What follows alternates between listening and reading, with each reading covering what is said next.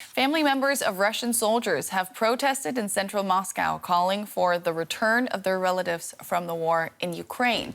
Police detained dozens of people, including journalists, at the rally against Russia's mobilization. Some were later released. The protest was staged by wives of Russian soldiers.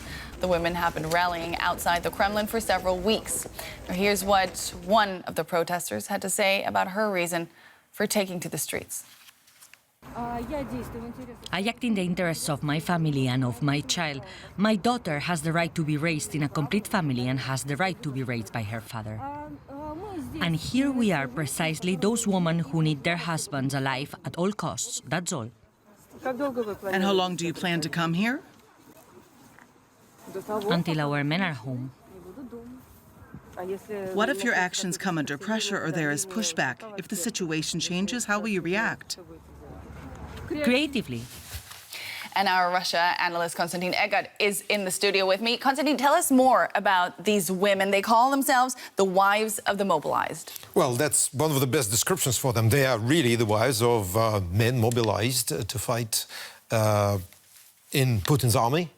And their problem is that those, their husbands mostly, were recruited to go to just 1 year.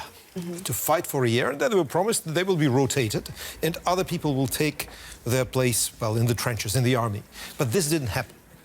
And because of that, they're protesting, and because of that, they're very consistent in demanding that their relatives be back in Russia. And because this doesn't happen, and because the authorities seem to be very, very keen on keeping pretty much everyone at the front, so once you're in, you're never out. That's the idea. They're protesting, and, well, that's the state of affairs now. Is there a part of the protest, though, that is against the war in its entirety, or is this really just about these women wanting to have their husbands back home? Spot on. So far, there were no demands by these women to stop the war. And that's a pretty sort of, I would say, it's a widely spread perception in Russia that the problem is rather with prosecuting of the war, which is not very effective, but not with the war itself. So, on the other hand, let's be clear. We don't know what these women really think. Maybe they're very much anti-war, but to voice such opinion is actually to put yourself very much in opposition to the official line and probably go to jail. And that's evidently what they do not want. Demanding that your husband, who signed a contract for 1 year, should be sent home is pretty much, I would say, legal.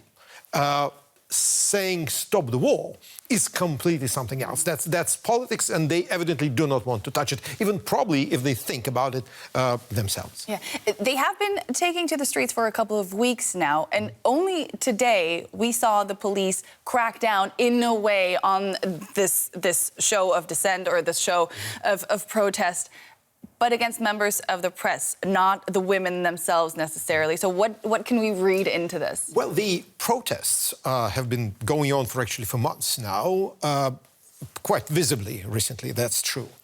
And I think that there is a problem for the authorities. These are not, members of the intellectual class, people who were designated foreign agents, or people who seem to be not part of the ordinary folks, if you wish.